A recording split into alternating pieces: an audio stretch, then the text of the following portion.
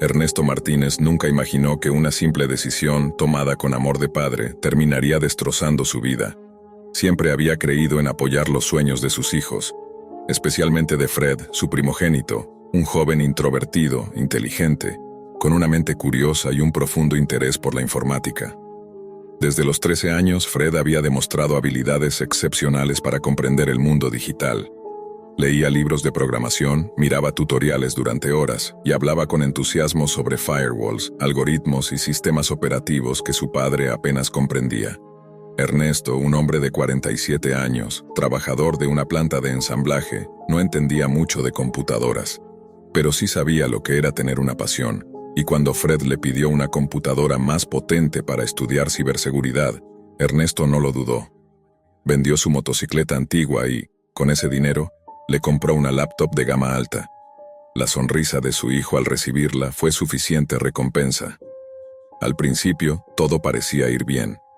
Fred pasaba horas en su habitación, estudiando, tecleando sin parar. Se veía motivado, enfocado, lleno de ideas. Hablaba de foros en línea, de aprender desde las entrañas del sistema. Mencionaba algo llamado hacking ético, y decía que su objetivo era prevenir crímenes cibernéticos, no cometerlos. Incluso comenzó a formar parte de una comunidad que conoció en la Deep Web, un espacio oscuro de Internet al que solo se accede mediante herramientas especiales como Tor. Esa comunidad se llamaba Dark Lair, y según Fred, estaba compuesta por hackers de bandera blanca, expertos en rastrear pedófilos, estafadores y amenazas en línea. Ernesto se sintió orgulloso.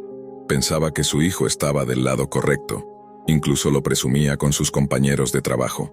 Mi muchacho es un genio, anda cazando criminales por Internet. Pero con el paso de los meses, Fred comenzó a cambiar. Primero fueron pequeñas cosas. Dejó de bajar a cenar con la familia. Se encerraba todo el día en su habitación, incluso los fines de semana. Dormía poco, comía menos. Sus ojos estaban siempre enrojecidos por las largas horas frente al monitor. Y cada vez que Ernesto le preguntaba cómo iba todo, Fred respondía con monosílabos. Evitaba el contacto visual. Parecía ausente. Luego vinieron los incidentes extraños. Una noche, la ventana del cuarto de Gabriel, el hermano pequeño, apareció rota, como si alguien desde el exterior hubiera lanzado una piedra. Ernesto revisó las cámaras de seguridad, pero encontró que las grabaciones de esa noche estaban eliminadas. Pensó que tal vez era un fallo técnico. Días después, escuchó ruidos en el patio trasero a las 3 de la madrugada. Cuando salió con una linterna, no encontró a nadie, pero sí notó marcas de pisadas en el lodo. Al día siguiente, las llantas de su coche estaban pinchadas. La tensión aumentaba. Ernesto empezó a sentirse observado. Por las noches, le parecía ver siluetas en los arbustos. Su perro ladraba sin razón aparente. Y lo más inquietante de todo era Fred, que se mostraba cada vez más agresivo. En una ocasión, Ernesto intentó entrar a su habitación sin tocar, y Fred lo empujó con tal violencia que lo hizo caer al suelo. Esa misma noche, Ernesto revisó la computadora de Fred mientras él dormía. No tenía contraseñas. Era como si Fred quisiera que alguien viera lo que había allí. Lo que encontró lo dejó helado. Documentos, mapas, imágenes satelitales de su propia casa, de la escuela de Gabriel, listas de materiales peligrosos, chats donde Fred hablaba con otros usuarios sobre limpiar el sistema y eliminar amenazas internas. Un usuario, bajo el nombre de Blackpat 7, parecía estar incitando a Fred a ejecutar una especie de acto purificador. Hablaban de armas, de rutas de escape y de la necesidad de hacer ruido para que el mundo despierte.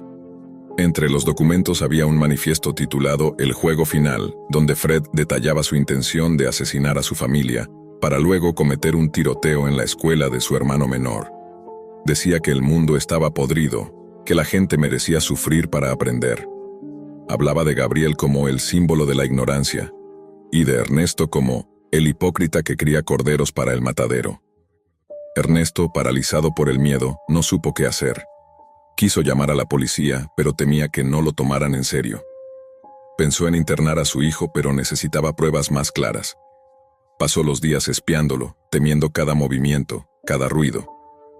La noche del 14 de marzo, todo estalló. Eran las 2:47 de la mañana. Ernesto dormía en el sofá cuando escuchó pasos apresurados bajando las escaleras. Antes de poder reaccionar, Fred apareció con un palo de golf en las manos y le golpeó la cabeza. El impacto no fue suficiente para dejarlo inconsciente, pero sí para aturdirlo. Fred gritaba cosas sin sentido, hablaba de voces, de traición, de hacer justicia. Pero antes de que pudiera dar el segundo golpe, la puerta principal explotó. Un grupo de encapuchados irrumpió en la casa. 4 hombres, armados, vestidos de negro. Todo ocurrió en menos de 20 segundos. Uno de ellos disparó directo al pecho de Fred, sin vacilar. Otro apagó la alarma de seguridad. El tercero revisó el entorno, mientras el cuarto se acercó a Ernesto, aún sangrando y en shock. Estamos con Dark Lear. Lo vigilábamos. Lo detuvimos antes de que ocurriera una tragedia mayor. Ernesto, sin entender nada, solo pudo mirar el cuerpo de su hijo tirado en el suelo, con los ojos abiertos, la mandíbula rígida. Uno de los encapuchados colocó una memoria USB sobre la mesa y dijo: «Aquí están las pruebas. Planeaba una masacre. No iba a detenerse. Ustedes solo eran el comienzo». Acto seguido, desaparecieron como si nunca hubieran estado allí. Días después, la policía clasificó el caso como homicidio en defensa de terceros. La memoria USB fue admitida como evidencia. En ella estaban los chats, los planes, los esquemas, todo. La historia no se filtró a los medios. Se mantuvo en silencio, archivada bajo un código que apenas unos pocos conocen. Ernesto, devastado, comenzó a investigar por su cuenta. Descubrió que Dark Lear es real, que existe una red de hackers que actúan al margen de la ley, interviniendo en casos extremos donde las autoridades no pueden o no quieren actuar. Usan inteligencia artificial, redes anónimas y códigos propios para rastrear amenazas y eliminarlas, literal y digitalmente. Nadie sabe quiénes son, no tienen rostro, no piden permiso, y rara vez se equivocan. Hoy, Ernesto vive solo, con una cicatriz en la cabeza y otra, más profunda, en el alma. Habla poco, ha cerrado todas sus redes sociales. No volvió a conectarse a Internet desde aquella noche. A veces se le escucha murmurar solo en la oscuridad del porche. Yo solo quería que estudiara, solo eso. Su historia es una advertencia. No sobre los hackers, ni siquiera sobre la Deep Web. Es una advertencia sobre lo que puede ocurrir cuando no vigilamos lo que consumen nuestros hijos en línea. Cuando dejamos que sus mentores sean anónimos en foros oscuros. Cuando confiamos más en la tecnología que en el diálogo. Porque en la era digital, el verdadero monstruo no se esconde bajo la cama, se esconde tras la pantalla. Cuando uno piensa en la palabra vecino, lo primero que suele venir a la mente es alguien cercano, cotidiano, casi familiar. Una figura que se cruza contigo en la escalera, que saluda al pasar y que, en el mejor de los casos, te presta azúcar cuando te hace falta. Nunca imaginé que la persona con la que compartía pared, que me sonreía con un gesto tímido al coincidir en la entrada, escondía el secreto más perturbador que la Deep Web podía incubar. Este es el relato de cómo conocí a Armin Meiwes, el hombre que después sería conocido en todo el mundo como el caníbal de Rotemburgo, y de cómo estuve a punto de convertirme en su próxima cena. Todo comenzó con una necesidad trivial. Mi computadora había dejado de funcionar y necesitaba reemplazarla con urgencia. Mi trabajo dependía de ello. Busqué en los clasificados locales y, entre ofertas sospechosamente baratas, apareció un anuncio que parecía perfecto. Ordenador en buen estado, precio negociable, contactar con Armin. Lo curioso es que la dirección correspondía a una casa a apenas unas calles de la mía. Pensé que era una oportunidad magnífica. Nada de envíos, nada de estafas, simplemente un trato rápido y directo con un vecino. Lo que no sabía es que aquel clic me conduciría a un descenso al horror más visceral. Armin me abrió la puerta con una sonrisa tranquila. Era un hombre de complexión media, voz suave y modales educados. Me ofreció entrar y lo que vi dentro me desconcertó. La casa estaba pulcra, ordenada, casi obsesivamente organizada. Ningún detalle parecía fuera de lugar. Me mostró la computadora, la probamos y en apariencia todo estaba correcto. Mientras conversábamos, Armin preguntó de manera casual si yo había oído hablar de la Deep Web. Su tono fue ligero, casi anecdótico, como si me hablara de un programa de televisión. Respondí que sí, que había leído cosas, y él sonrió con un destello extraño en la mirada. La gente cree que la Deep Web es solo drogas y armas, me dijo. Pero ahí afuera hay foros donde uno puede encontrar la verdadera esencia del ser humano, donde los deseos más profundos se revelan sin máscaras. No supe qué contestar. Pensé que era solo un vecino excéntrico con demasiado tiempo libre. Sin embargo, había en su voz una convicción que me incomodó. De pronto me preguntó si quería ver un video que, según él, me cambiaría la forma de entender lo que significa intimidad. Dudé, pero la curiosidad pudo más.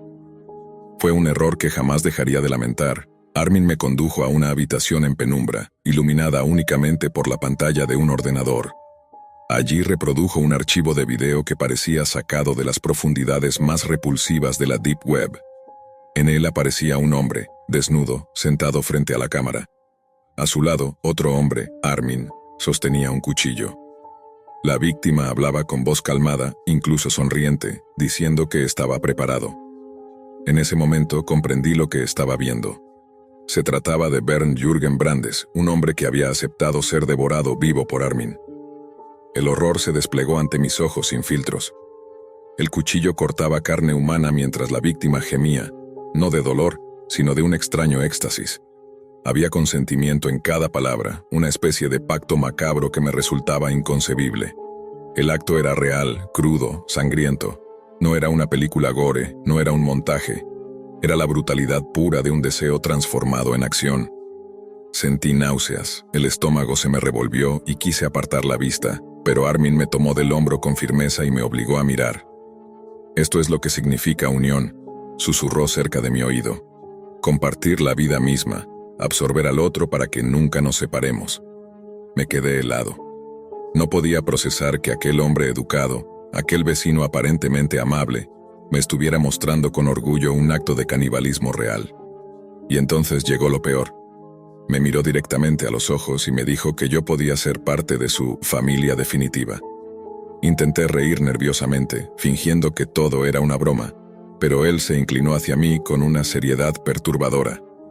Me describió con lujo de detalles cómo imaginaba mi carne, qué parte cocinaría primero, cómo mi cuerpo se convertiría en un banquete sagrado. Cada palabra me atravesaba como un cuchillo invisible. Mi instinto gritaba que debía escapar, pero mis piernas parecían de plomo. El ambiente cambió en segundos. Armin cerró la puerta de la habitación con llave y se acercó demasiado. En sus manos brillaba un cuchillo de cocina, limpio, recién afilado. Fue entonces cuando comprendí que no se trataba de una charla extraña ni de una fantasía compartida en foros oscuros. Aquel hombre pretendía convertirme en su próxima víctima. Retrocedí, tropecé con una mesa y caí al suelo. Él se abalanzó sobre mí, intentando sujetarme.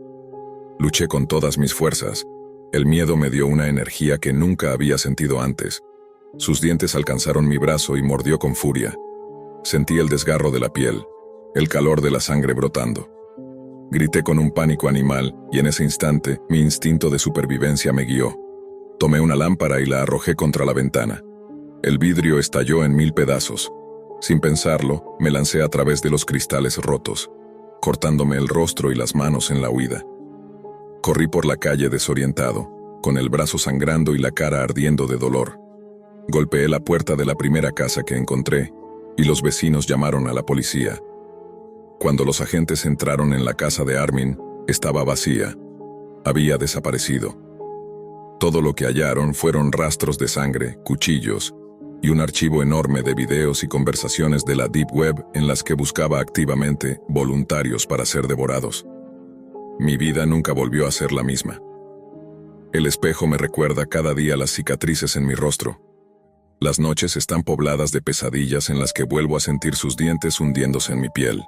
Pero lo peor no son las marcas físicas, sino la certeza de que confié en un extraño simplemente porque parecía normal. Ese es el verdadero veneno de la Deep Web. Te hace creer que todo es un juego, que puedes curiosear sin consecuencias, que hablar con desconocidos en foros ocultos es algo inofensivo. Pero detrás de las pantallas hay depredadores reales, personas capaces de los actos más indescriptibles. Armin Meiwes fue capturado tiempo después, juzgado y condenado, pero yo sé que muchos otros como él siguen escondidos en la sombra digital, esperando a la próxima víctima ingenua. Hoy, al contar esta historia, no busco morbo ni lástima. Solo quiero dejar una advertencia grabada en tu memoria. Nunca puedes conocer a alguien lo suficientemente bien. ni a tu vecino, ni a tu amigo en línea, ni al contacto anónimo en un foro secreto. La Deep Web es un terreno donde los deseos más oscuros florecen y donde un solo clic puede sellar tu destino. Yo lo aprendí demasiado tarde, y todavía me pregunto, ¿cuántas veces lo habré saludado antes, sin saber que detrás de esa sonrisa educada se escondía el hambre de un caníbal? La primera vez que escuché la frase Hidden Wiki no fue en una noticia ni en un foro de seguridad, sino en el pasillo húmedo del edificio C, donde los de último curso se apoyaban en las taquillas como si fueran porteros de discoteca y te evaluaran a cada paso. Era 2010, yo tenía 16 y la moda en mi curso no eran las zapatillas fluorescentes ni los peinados con gomina, sino presumir de haber salido de la red normal para bucear en la Deep Web. Habían bautizado esa fiebre como la fase de la Deep Web, una especie de rito de iniciación para los que querían dejar de ser invisibles. Los que pasaban la prueba volvían con anécdotas que sonaban a leyenda urbana: mercados de drogas, foros de sesos quemados, experimentos humanos, vídeos prohibidos que te marcaban para siempre. Ellos hablaban sin parpadear, como si nada les rozara, y a mí me latía la frente solo de escucharles. Cuando me pusieron el apodo de bibliotecario por mis notas, entendí que aquello no iba a ser pasajero. Si no lo hacía, me seguirían hundiendo con los chistes. Si lo hacía, quizá me ganaba una silla en su mesa. Elegí lo segundo. Nadie me advirtió que hay puertas que, una vez abiertas, no cierran aunque te mudes de casa. Esa noche me senté frente al portátil plateado que compartía con mi hermana para las tareas. La pantalla tenía una mancha tenue, como si alguien hubiera soplado polvo y este se hubiera quedado pegado. Cerré la puerta de mi cuarto, puse música a volumen mínimo. Una lista de reproducción sin letras, como si el silencio necesitara una muleta, y seguí los pasos que mis compañeros habían repetido con suficiencia en el recreo. No voy a detallar nada técnico, no hace falta. Solo sé que, al finalizar, el mundo que yo conocía se volvió más oscuro con un clic. Aparecieron direcciones raras, caminos que no parecían caminos, y entre ellas el nombre que llevaba todo el día martillándome, Hidden Wiki. Un índice de índices, un directorio de sombras, un mapa de aquello que se suponía que no debíamos ver jamás. El primer golpe de realidad no fue una imagen, ni una cifra, ni un vídeo. Fue el silencio. La Deep Web sonaba a cueva, a sótano que absorbe el eco. Cada enlace de la Hidden Wiki parecía un agujero que tragaba la luz del cursor. Había categorías con nombres que mezclaban lo cotidiano con lo prohibido: servicios, debates, investigación, mercados. Y luego, en un rincón que parecía escrito por alguien con fiebre, enlaces a foros que se presentaban como antropología del límite, comunidades filosóficas extrema, investigación sin censura. Bastaba leer los comentarios de presentación para entender que los eufemismos eran máscaras baratas. Hablaban de canibalismo como si discutieran recetas, de experimentos como quien comparte un proyecto escolar, de colecciones de cosas que nunca debieron convertirse en colecciones. Me temblaron los dedos, pero el miedo y la curiosidad suelen ser gemelos que se dan la mano cuando eres adolescente y no quieres quedar como un cobarde. No sé en qué momento terminé en un sitio que decía ser un espejo de Steak and Cheese, también conocido como Rotten. Las miniaturas eran pequeñas y borrosas, como si cada píxel los protegiera a ellos y me expusiera a mí. Los títulos se reían de nosotros: realidad sin filtros, documentos honestos, material para adultos con estómago. No hice clic en nada durante un buen rato. Solo leía descripciones cortas y me sentía como un intruso viendo a través de una cerradura. A la 9ª o 10ª miniatura se me entumecieron las manos. Sentí, más que pensé, que si no hacía clic en algo, volvería al instituto con la lengua colgando del miedo. Elegí un vídeo al azar porque el azar parece neutral y eso nos tranquiliza. La pantalla tardó en cargar lo suficiente para que me arrepintiera. Apareció una sala iluminada por una bombilla amarilla colgando de un cable demasiado largo. El encuadre era torpe, el aire denso. Lo que se veía era más insinuación que detalle, pero lo suficiente para intuir que allí pasaban cosas que no deberían pasar. Duró pocos segundos. Lo detuve. Otro. Lo detuve antes de la mitad. Otro más con la palabra snuff, escrita por alguien que quería provocar. Lo cerré en seco. No vi nada completo, pero en mi garganta se formó un nudo que no bajó con agua. Descubrí que hay contenidos que no necesitas ver para que te hieran. Volví atrás para salir de ese espejo y como si la Hidden Wiki hubiera aprendido mi pulso, me ofreció otra puerta con un título ridículo, infantil, casi ingenuo: Miss Necrofilia. Decía ser una especie de performance, una artista underground, una crítica social. Lo abrí porque la curiosidad es un cuchillo romo que aún así corta. Lo primero que apareció fue una mujer con un vestido rojo ajustado, labios pintados de un rojo más oscuro y un antifaz negro que parecía dibujado con carbón. La habitación tenía paredes color crema y un reloj ovalado que hacía un tic-tac más lento que el mío. Sonaba una canción antigua, de esas que te pondrían en un tocadiscos en la tarde de un domingo lluvioso. Ella giraba despacio, como si estuviera en una clase de ballet para principiantes. Y alrededor, 3 figuras inmóviles, vestidas con ropa de diario. Una camisa a cuadros, un pijama de rayas, un pelele azul. Manos caídas a los costados, cabezas ladeadas como maniquíes mal acomodados. No son maniquíes, pensó una parte de mí antes de que la otra parte pudiera negarlo. No eran maniquíes. La cámara tembló un poco cuando ella tomó una de esas manos. La canción cambió a un tarareo sin letra. La mujer dijo algo que el micrófono no captó bien, como si hablase para sí misma. En acercamientos torpes se veía la piel cetrina, el cristal bañado de un ojo que ya no mira, la línea rígida de una sonrisa muerta. No voy a describir más. Eso basta. El ego adolescente que me había traído hasta allí se deshizo como papel mojado. Sentí que el aire del cuarto se había vuelto un muro. Mi madre dormía en la habitación de al lado. Pude escuchar su respiración pausada, mi refugio de infancia, y sin embargo yo estaba en otro país, uno que no aparece en los mapas. Quise cerrar el navegador y no pude, la mano no me obedecía. La mujer siguió girando, cantando sin voz, y sus maniquíes se mantuvieron erguidos por una geometría de horror que no entendí entonces y no quiero entender ahora. En la esquina inferior derecha un chat. Alguien escribió: «Mueve al pequeño». Ella negó con la cabeza, sonrió y miró a la cámara. Luego cantó una palabra: «Hoy no». Alguien más escribió un emoticono que nunca había visto, una cara rota. No supe cuándo respiré otra vez. Solo recuerdo que cerré todo, apagué la pantalla y me quedé a oscuras con los latidos en los oídos. Fue ahí cuando escuché el primer sonido que no venía de mi cuarto. Un zumbido suave, una notificación.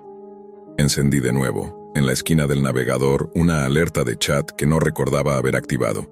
Apreté los dientes. Era un mensaje de un usuario sin nombre. «Te gusta mirar, no sabes que también te miran». Otro mensaje, casi al instante. «Allison tiene clase de ballet los martes y los jueves a las 6. El lunes la llevan a comprar cintas nuevas. Si vuelves el viernes, quizá la veas en un video. No apagues». El apellido de mi hermana, su edad, la dirección del centro cultural. Todo ahí como una lista de compras. La pantalla me devolvió mi reflejo deformado. Un rostro que no conocía, pálido, con la boca abierta. Contesté algo sin vocales, ruido digitado. «¿Quién eres?» «La Deep Web es un espejo», respondieron. «Lo que abres te abre». Cerré, esta vez con violencia. Desconecté el wifi. Saqué el cable de la pared.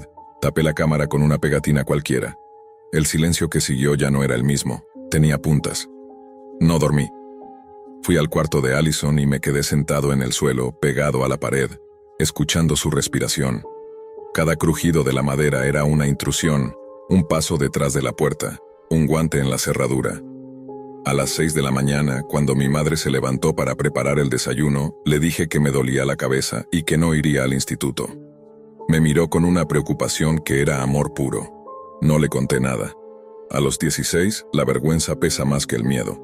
A las 5:30 de la tarde, caminé con Allison y mi madre hasta el centro cultural. Saludamos a la profesora, miré las manos de los otros padres como si fueran cuchillos, y me quedé en un banco del pasillo con los puños dentro de las mangas de la sudadera. A las 6:10, metí la cabeza por la puerta del salón para verla hacer pliés. La mirada concentrada en el espejo, las mejillas rojas, una niña de 12 con su moño mal hecho, tan viva que dolía. Volví al banco. En el móvil solo abrí la app del reloj y conté los segundos. A las 6:20 escuché un portazo al fondo y luego un golpe como de madera contra madera. Nadie gritó, no hubo carreras, Solo ese golpe seco que las novelas usan para anunciar la ruptura de algo. Corrí hacia el baño de las niñas porque soy hermano antes que cobarde. Abrí la puerta y el olor a desinfectante me golpeó la sangre. Un cubo volcado, un rastro mínimo de algo viscoso que podía ser jabón. Una ventana abierta rozando una rama. En el banco del pasillo, a 3 pasos, Allison estaba recostada como si se hubiera quedado dormida. Sus párpados temblaban. La profesora se acercó con una toalla, mi madre llegó detrás de mí, yo no supe dónde poner las manos. Había un pañuelo en el suelo. Olía raro. No voy a decir a qué. No quiero que ese olor vuelva a la lengua mientras escribo. Allison no despertaba. Alguien llamó a emergencias. Alguien cerró la ventana. Alguien preguntó si alguien había visto a alguien. Yo solo podía pensar en la notificación, en la lista de datos que no se suponía que nadie tuviera. Cuando Allison abrió los ojos, murmuró que tenía frío, que le dolía la cabeza, que había sentido una mano en la nuca como una serpiente. No recordaba más. En el hospital nos dijeron palabras que pretendían ser tranquilas. Intoxicación leve, probablemente un intento de aturdir, sin rastros claros, sin lesiones. Un médico bajó la voz para decir, podría ser cloroformo, y la palabra se me quedó pegada al paladar como una espina. La policía nos hizo preguntas con cuadernos apretados y miradas sinceras. Tomaron muestras, revisaron cámaras que no funcionaban, hablaron con padres que no vieron nada. Yo, al final de la ronda, pedí hablar con el agente más joven, como si él entendiera algo que los mayores no. Le conté lo de la Deep Web, lo de la Hidden Wiki, lo del video de la mujer que bailaba con maniquíes que no eran maniquíes, lo del chat, los detalles que escribieron sobre mi hermana. Al principio frunció el ceño como quien está a punto de reñirte por ver cosas que no debes. Después se le aflojaron los músculos de la cara, apuntó más despacio y dijo, no es la primera vez que alguien nos habla de eso, pero es como perseguir humo. Me preguntó si tenía capturas, Number si recordaba la ruta exacta que seguí. No, la Deep Web no invita a recordar caminos. Dijo que harían lo posible, que esas redes suelen moverse y que las pistas se deshacen como telarañas con los dedos. Y entonces su voz bajó un tono ya no policial. No vuelvas. Y no te culpes por haber ido. La curiosidad de tu edad no debería costarte esto. Le creí, pero ya era tarde. Nos mudamos en menos de un mes. Mi padre, que vive con cálculo y pocas palabras, consiguió un alquiler barato en un barrio donde el viento huele a pan por la mañana. Cambié de instituto. Allison cambió de academia, insistió en seguir con ballet porque rendirse, dijo, era dejar que ellos decidieran por ella. Yo devolví el portátil al armario, con la pegatina tapando la cámara como un parche ridículo. Aún así, a veces escuchaba, en la madrugada, una notificación fantasma. Me levantaba, encendía la lámpara, y solo era la tubería del edificio, el refrigerador haciendo un ruido de insecto. Me volví experto en esas defensas. Tapar el router por la noche, cerrar las persianas a medias para que la calle no tuviera ojos, cambiar contraseñas que nadie sabía. No era seguridad, era superstición. Una tarde de diciembre, cuando el frío duele de otra forma, abrí un cuaderno nuevo para estudiar y escribí en la primera página: no volveré. La tinta se corrió por la presión. No estaba decidiendo dejar un videojuego o un canal de YouTube. Estaba decidiendo renunciar a la parte de mí que cree que una historia no es real si no la ves con tus propios ojos. Aprendí que hay historias que es mejor que te cuenten otros. Lo que vi, y lo que casi perdí, me bastará para 10 vidas. A veces, sentado en el bus, me pregunto quién era Miss Necrofilia, si ese nombre era una máscara de alguien cercano a algún lugar del mundo o un invento para cautivarnos con la estética del horror. Me pregunto si aquel chat lo escribió una persona o una jauría. Me pregunto si la Deep Web es un país, un mercado, un cementerio o un espejo. Luego llega la llamada de Allison después de clase para contarme que por fin le sale el giro sin perder el equilibrio. Y la realidad me rescata por un rato. Quiero creer que fuimos solo un nombre más en un tablero de gente que se entretiene con la desgracia ajena sin perseguirla más allá de un intento. Quiero creer que nos fuimos a tiempo. La policía cerró el caso sin cerrarlo, con esas palabras que son puertas entreabiertas. No hay elementos suficientes, sin avances sustantivos, pendiente de nuevos aportes. Cada vez que escucho esas frases entiendo que el anonimato puede ser una herramienta y un abismo. En la Deep Web, La ausencia de luz no solo oculta a los culpables, también borra a las víctimas. Me he preguntado 1000 veces por qué hice clic. No fue solo la presión de mis compañeros, ni el deseo de pertenecer, ni el hambre de emociones baratas. Fue la trampa de creer que lo prohibido te hace más adulto. En la Deep Web, las fronteras entre observador y partícipe se difuminan. No entregas tu cuerpo, pero entregas tu mirada, y tu mirada es una promesa. Si vuelves, será porque parte de ti quiere estar ahí. Yo volví durante una semana más, intentando convencerme de que no era miedo sino curiosidad científica. Pero mi cuerpo entendió antes que yo. Cada noche me dolía la espalda como si hubiera llevado una mochila con piedras. Dejé de dormir con la puerta cerrada. Empecé a dar 2 pasos hacia atrás antes de apagar la luz. La sombra que hacen las cortinas a la hora en que las ambulancias vuelven al depósito de gasolina me recordaba la mano de una mujer que cantaba. He recitado estas escenas tantas veces que cada palabra parece una baldosa. Me las aprendí porque así les quito, a ratos, el poder. Pero hay imágenes que no se dejan domar. El reloj ovalado, el tic-tac cansado, el rubor de Allison saliendo de la clase con los ojos vidriosos, el pañuelo en el suelo, el chat que decía, la Deep Web es un espejo. Ese espejo no rompió nuestra familia, pero la devolvió con grietas. Mi madre mira 2 veces la cerradura. Mi padre se queda 5 minutos más en el coche con el motor apagado antes de subir. Yo cambio de asiento en el cine si el pasillo queda a mi espalda. Allison baila mejor que nunca. Hay una tensión en sus hombros que usa para estirar más la línea del brazo. Dice que la música la blinda. A veces la miro y pienso que su fuerza nació de algo que no merecía. Y entonces, cuando ella gira, pienso que también nosotros, aunque tengamos grietas, seguimos siendo una casa. Contarlo no es lo mismo que revivirlo, pero remueve la ceniza. A quien lea esto y tenga 16 o 22 o 40 y crea que la Deep Web es un parque de atracciones oscuras donde no pasa nada si solo miras, le diría que el acto de mirar no es inocente. Que Hidden Wiki no es una enciclopedia sino un mapa de trampas, que los enlaces que parecen curiosidad se estiran como tendones hacia lugares que existen y lastiman, que, si un día una pantalla te devuelve el nombre de tu hermana, de tu colegio, de tu calendario, no sentirás que navegas, sentirás que te han abierto en canal con palabras, y que recuperarse de esa sensación no se logra desinstalando un navegador. Se logra aprendiendo a elegir qué no mirar, a quién contarle lo que viste, y cómo cuidar a los tuyos para que no se pierdan en pasillos donde la luz es un lujo. A veces, en sueños, vuelvo a la habitación color crema.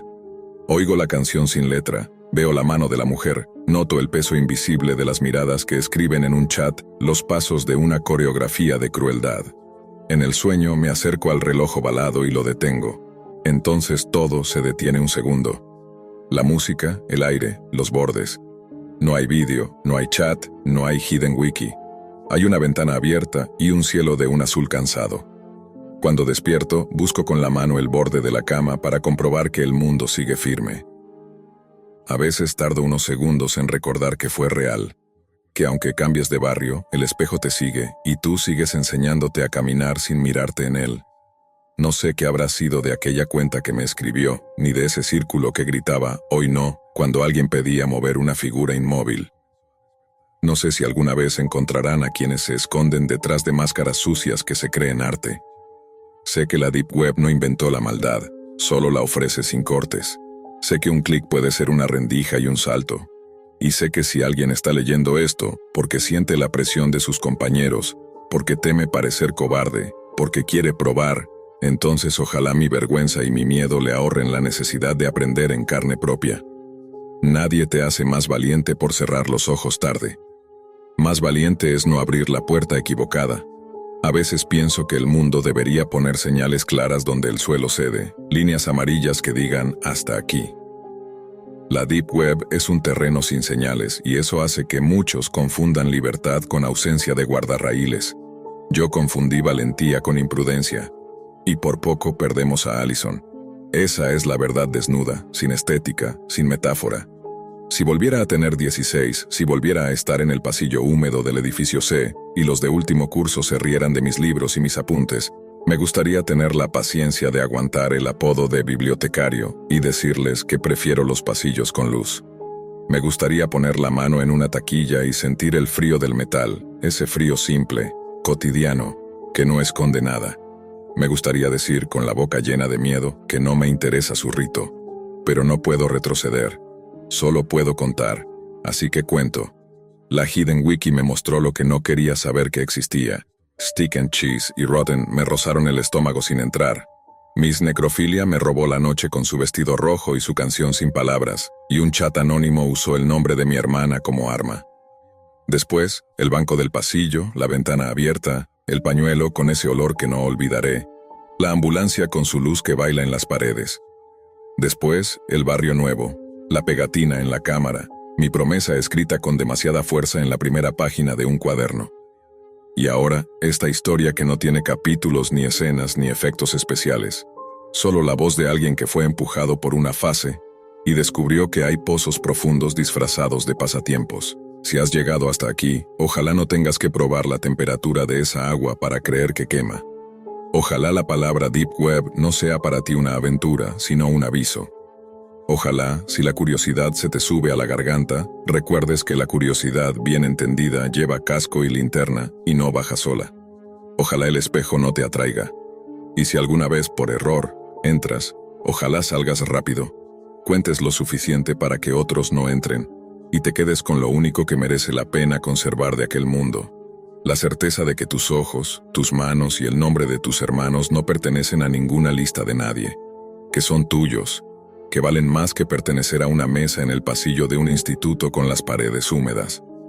Que no hay apodo que compense lo que puede arrebatar una pantalla sin luz. Y que no hace falta abrir todas las puertas para crecer. A veces la verdadera madurez es saber cuáles deben permanecer cerradas. No escribo para pedir perdón, escribo para que alguien, quien sea, no cometa el mismo clic. Sí, un clic. Un gesto tan pequeño que parece ridículo comparado con lo que desató en mi casa. Yo, cirujano formado en los años 80, orgulloso de mis manos firmes y mi ateísmo funcional, crecí en quirófanos donde la luz era blanca y los errores se medían en milímetros. Jamás pensé que la oscuridad, la verdadera, entraría por una pantalla. La llaman Deep Web como si fuese una cueva submarina. Silenciosa, vasta, espesa. En realidad es peor, porque no solo te ahoga, te escucha. Todo comenzó con el orgullo tonto de padre. Mi hijo adolescente me enseñaba a usar la computadora como si me explicara un nuevo instrumento quirúrgico. Clic aquí, papá. Esto es el correo. Esto es un navegador.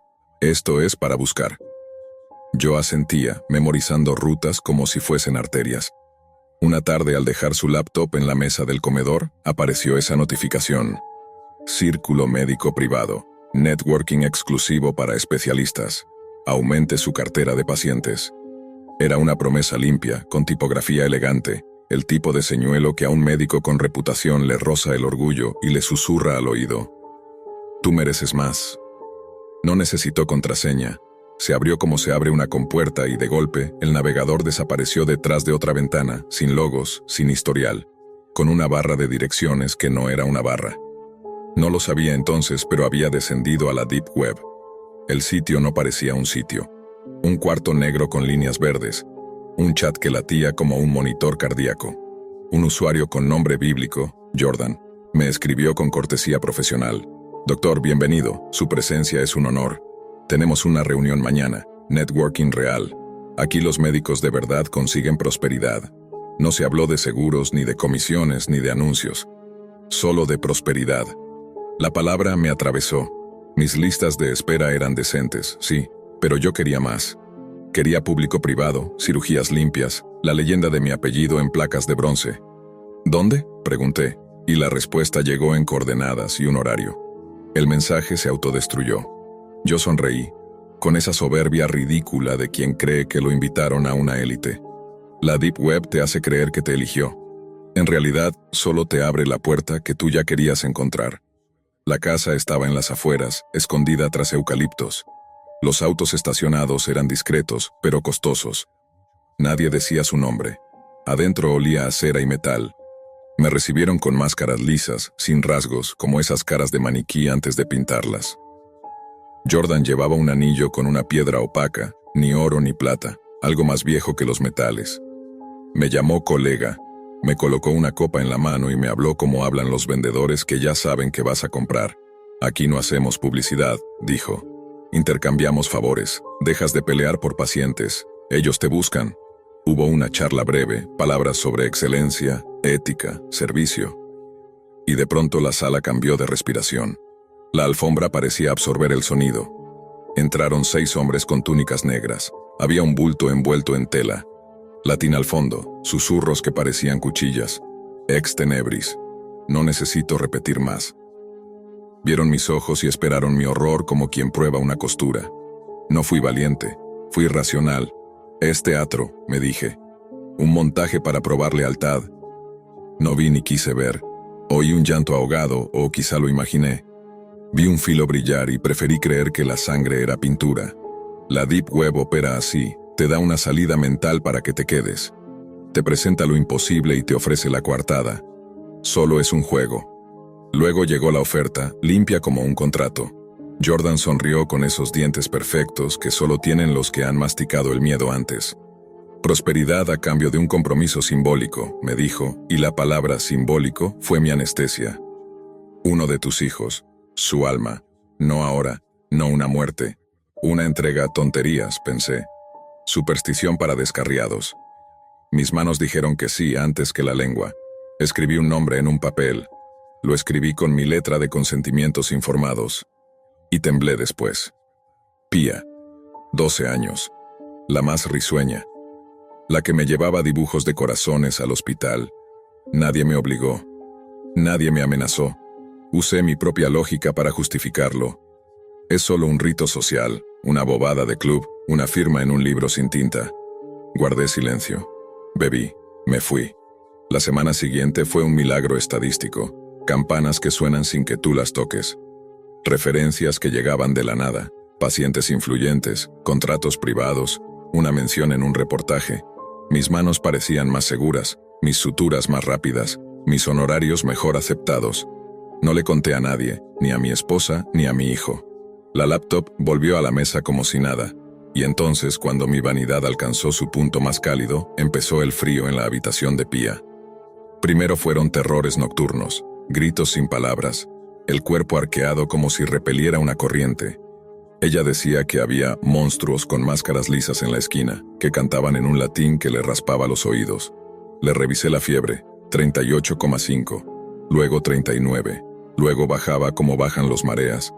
Aparecieron marcas en los brazos, 3 líneas paralelas, superficiales, como garras pequeñas.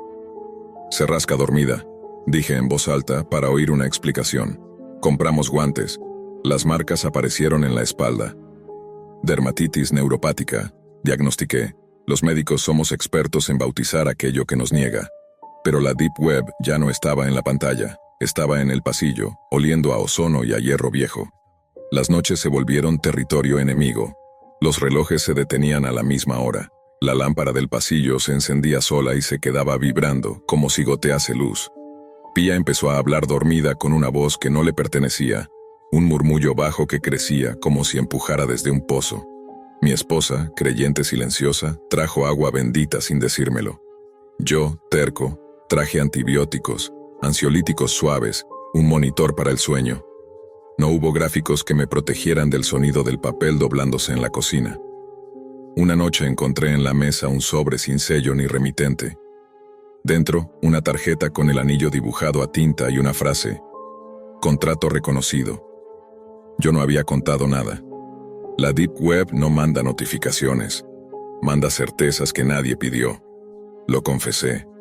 Fue la única cirugía honesta que hice conmigo. En la sala, con la luz más cruda, le dije a mi esposa lo que vi, lo que negué, lo que firmé con el nombre de nuestra hija. No lloró.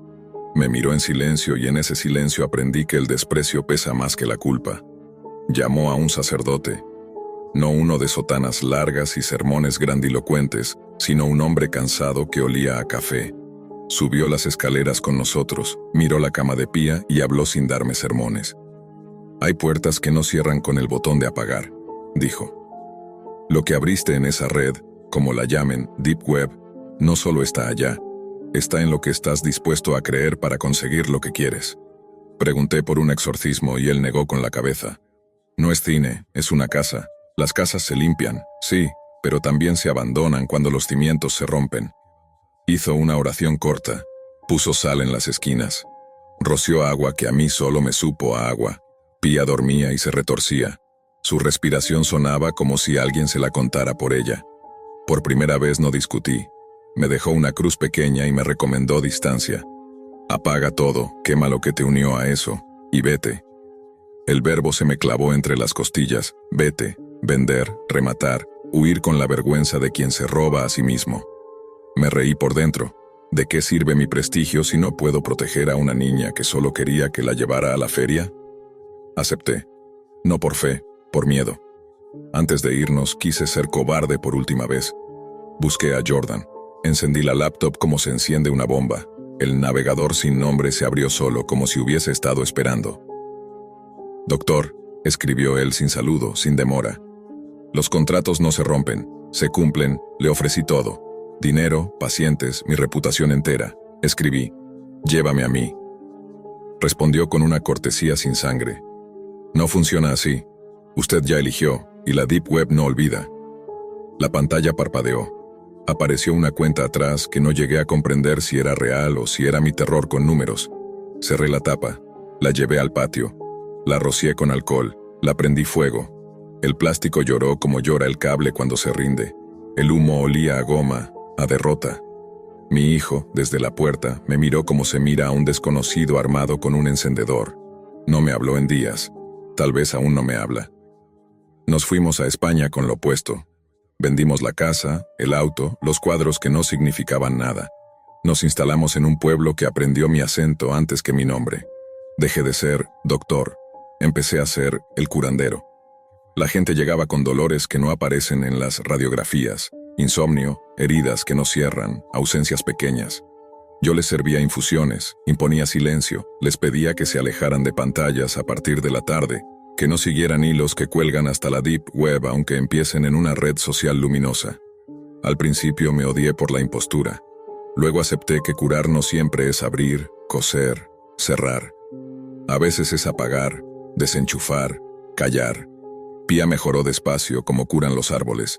Dejó de sentir garras en la espalda, aunque a veces, en noches eléctricas, despierta y pregunta si ellos pueden cruzar el mar. Yo le digo que no, miento con cariño. Cuando la fiebre sube, la llevo a la ventana y le señalo la luna como si fuese un monitor que solo muestra cosas buenas. Mi esposa acordó no tocar una pantalla en casa. Compramos relojes con manecillas y un teléfono fijo que suena como un recuerdo. Aún así, los ecos regresan. Hace unos meses llegó al buzón una postal sin sello, un dibujo torpe de un anillo y una frase en latín. «No serviré». La quemé en el fregadero. El humo olía a nada. Esa noche, bajo la puerta, entró un papel con un círculo dibujado, una especie de cebolla abierta, capas sobre capas, la metáfora que tantos usan para explicar la Deep Web. No había remitente, no había tinta en mis manos. Había silencio y ese zumbido en el oído que anuncia una visita. No busco redención en la escritura, busco que entiendas el mapa de esta trampa. La Deep Web no es un lugar al que vas por curiosidad y del que sales con un cuento gracioso para la sobremesa. No es solo mercados grises, ni chats encriptados, ni páginas con direcciones que terminan en puntos que nadie memoriza. Es un lenguaje que se aprende rápido, el de la exclusividad, el de lo simbólico, el de nadie lo sabrá. Te hará creer que controlas, que puedes apagar cuando quieras, que todo es teatro, que el horror es una prueba que tú superas porque eres adulto, racional, profesional. Te espeja la cara que deseas ver hasta que aceptas algo que nunca debiste pronunciar. Ese sí mío, ese papel con un nombre de 12 letras, fue un bisturí invertido. Cortó hacia adentro. En el pueblo, cuando termino de atender, camino hasta el mar. El agua vale más que cualquier fibra óptica. He aprendido a escuchar sin audífonos. El siseo de las olas, el silbido del viento entre los cables, el clic de las gaviotas al romper con el pico una concha. Hay noches en que por costumbre mis dedos buscan un teclado en el aire y no lo encuentran. Entonces recuerdo la casa de eucaliptos, el latín como cuchillo, la sonrisa de Jordan, la máscara que nunca parpadeó. Recuerdo a Pía y su pregunta y el temblor de su piel cuando la fiebre la hacía sonar como si su cuerpo fuese un violín mal afinado. y repito una oración que no aprendí en iglesia, sino en miedo. Que una pantalla nunca valga más que una puerta abierta. Es una regla simple, es mi única medicina honesta. Quizá quieras un final limpio, una moraleja subrayada. Yo solo puedo ofrecerte esto. Todavía, algunas madrugadas, la luz del pasillo parpadea 2 veces y se queda estable, como si alguien hubiese probado un interruptor. A veces, el viejo teléfono fijo suena y cuando descuelgo, solo oigo respiración al otro lado, como el mar muy lejos. A veces, en la plaza, cruza un hombre con un anillo opaco. No me mira. No me reconoce, ni falta que hace. Yo lo reconozco a él aunque no sea él, porque no tiene rostro, tiene función. Y si un vecino o un paciente me pregunta por esa internet profunda con curiosidad de turista, le cuento una versión breve. No sigas enlaces que prometen lo que deseas. La Deep Web no es una aventura, es una deuda, y las deudas se cobran en casa. Apagué pantallas para salvar a mi hija. Dejé de creer en mi propia inocencia para poder dormir. Si le debes algo a la oscuridad, te lo recordará con cortes pequeños, con canciones en idiomas antes de ti, con tarjetas que llegan sin sello. Lo único que he descubierto que la debilite es la renuncia. La renuncia es pobre, sí, y lenta, y no da titulares. Pero respira.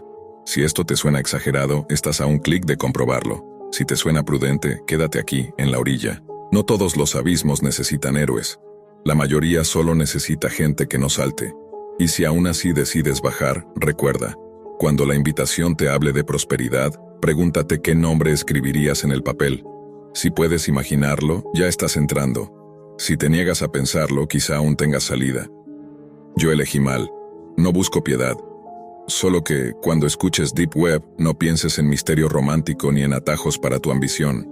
Piensa en una puerta con una cerradura que se abre desde adentro, a veces desde el cuarto de tus hijos. Y pregúntate si tienes el valor de dejar fuera a quien llame con traje y sonrisa. Si no lo tienes, serás como yo.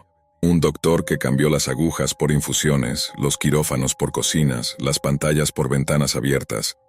Un hombre que aprendió tarde que hay pactos que no se firman con tinta, sino con aquello que aman los tuyos. Un hombre que ahora apaga las luces del pasillo 2 veces, por si acaso. Un hombre que escribe para que alguien, quien sea, no cometa el mismo clic. Dicen que la Deep Web es como un abismo al que solo se asoman los curiosos más imprudentes o los desesperados que buscan dinero rápido. Es un lugar donde todo parece posible, desde el acceso a secretos militares hasta la venta de lo más simple e íntimo. Mi amiga descubrió ese mundo de la peor manera posible. Lo que comenzó como un juego fácil y aparentemente inofensivo, terminó por arrancarle no solo una parte de su cuerpo, sino también su tranquilidad para siempre. Ella empezó vendiendo fotos de sus pies. Sí, como lo oyes. Hoy en día muchas chicas lo hacen en internet, plataformas abiertas, seguras, con intermediarios que filtran compradores, casi como vender imágenes artísticas. No era un secreto para nadie y ella lo asumía como algo gracioso, incluso liberador. Ganaba dinero sin tener que salir de casa, sin exponerse físicamente. Yo misma estuve a punto de unirme, tentada por las cifras que me mostraba en su teléfono. $50 por una foto con esmalte rojo, 80 por posar con medias de encaje. Todo era un juego. Todo parecía un negocio limpio. Pero el problema empezó cuando quiso ganar más. Una amiga de otra amiga le mencionó que en foros menos visibles se pagaba el doble o el triple. Ahí fue cuando escuché por primera vez la palabra que después maldeciría: Deep Web. Esos lugares donde no basta con un navegador común, donde necesitas accesos especiales y una máscara digital para entrar. Le dijeron que allí los compradores eran más excéntricos, más obsesivos, pero también más generosos con el dinero. Y el dinero, ya saben, tiene una voz seductora. Al principio, todo fue igual que siempre. Le pedían colores de uñas específicos, tacones raros, incluso calcetines usados enviados por correo. Las sumas eran altísimas comparadas con lo que había ganado en la superficie de Internet. Ella me escribía entusiasmada: «Esto es fácil, estoy haciendo en un día lo que antes en un mes». Y yo, en silencio, empezaba a preocuparme. Porque sabía que en la Deep Web nadie es quien dice ser, y que si alguien paga demasiado por algo ridículo, siempre querrá más. Y así fue. El cliente que le compraba cada semana empezó a pedir cosas más extrañas. Primero, untar sus pies con sustancias asquerosas, comida podrida, líquidos viscosos, cosas que ella ni siquiera podía describirme sin sentir náuseas. Luego, vinieron las exigencias más oscuras, hacerse pequeñas cortadas, dejar que la sangre resbalara entre sus dedos, grabarlo todo en video. La primera vez que me lo contó, pensé que estaba exagerando, pero me mostró los mensajes. Era real. Mensajes en foros ocultos, direcciones cifradas, pagos en criptomonedas que caían en su billetera apenas aceptaba. Ella intentó negarse, pero la presión era implacable. El comprador, o debería decir el obsesivo, le escribía a todas horas, le mandaba capturas de pantalla con amenazas, incluso supo cosas de ella que jamás había compartido. Su dirección, el nombre de su perro, el colegio al que había ido de niña. ¿Cómo lo había descubierto? La respuesta es sencilla y aterradora. En la Deep Web nada se queda oculto. Yo le rogué que lo dejara. Le dije que cerrara todo, que cambiara de número, que huyera. Y ella lo intentó. Ignoró los mensajes durante días, bloqueó contactos, borró sus perfiles, pero el silencio no lo detuvo. Lo hizo más violento, más decidido. Una noche, mientras estaba sola en su casa aislada en las afueras, escuchó pasos en el jardín. No vecinos, no amigos. Pasos firmes, controlados, que se arrastraban como si supieran exactamente hacia dónde ir. No tuvo tiempo de llamar a nadie. La puerta fue derribada y él entró. Nunca olvidaré cómo me lo narró después, entre lágrimas y morfina en el hospital. Dijo que llevaba una máscara, que no habló casi nada, solo lo necesario, y que la ató a la silla sin esfuerzo, como si hubiera practicado esa escena 1000 veces antes. El horror no terminó ahí. Lo que ese hombre, o ese monstruo, buscaba no era dinero ni más fotos. Era posesión, era convertir su obsesión en carne. Con herramientas que había traído en una bolsa, empezó a torturarla. Primero golpes, después cortes. Hasta que finalmente, como quien ejecuta un ritual macabro, tomó un serrucho pequeño y le amputó los pies. Lo hizo lentamente, disfrutando de cada grito, de cada súplica, como si al fin estuviera reclamando lo que había comprado en la oscuridad de la Deep Web. Ella sobrevivió de milagro. Los vecinos, alertados por los alaridos, llamaron a la policía. Cuando llegaron, encontraron la casa cubierta de sangre y a mi amiga al borde del shock, apenas consciente. El atacante se había esfumado. Nadie lo atrapó. Nadie supo quién era. En los informes policiales quedó registrado como un individuo no identificado, probablemente relacionado con foros ilegales de la Deep Web. Y hasta hoy sigue libre. Ahora ella camina con prótesis, cicatrices en las piernas y una herida invisible que nunca cerrará. La del terror psicológico. Sueña con él cada noche. Despierta empapada en sudor, sintiendo todavía los grilletes en sus muñecas. Y lo más aterrador es que sabe, como yo, que él sigue allí afuera, en la misma red donde se inició todo, tal vez ya buscando a otra chica ingenua que venda un pedazo de sí misma. Yo misma estuve a punto de seguir sus pasos. Pude haber sido yo la que se ofreciera a ese mercado disfrazado de anonimato. Pude haber terminado mutilada, o peor, muerta. Y por eso lo cuento, porque quiero que quede claro, la Deep Web no es un juego. No es un lugar para ganar dinero fácil. Es un pantano lleno de depredadores esperando que alguien baje la guardia. Mi amiga perdió sus pies, pero también perdió la confianza en el mundo. La risa que tenía antes, la inocencia. Y yo, cada vez que pienso en abrir un perfil, siento un pánico irracional que me oprime el pecho, como si esa sombra pudiera tocarme a través de la pantalla. Dicen que vender fotos es inofensivo, que no pasa nada si es anónimo, que nadie se entera. Pero yo sé la verdad. Sé lo que pasa cuando un comprador anónimo decide convertirse en dueño de tu vida. Lo que pasa cuando la Deep Web abre la puerta a alguien que ya no puedes cerrar, porque allí, en ese abismo digital, no venden productos, venden personas. Y lo peor es que cualquiera puede ser la próxima mercancía.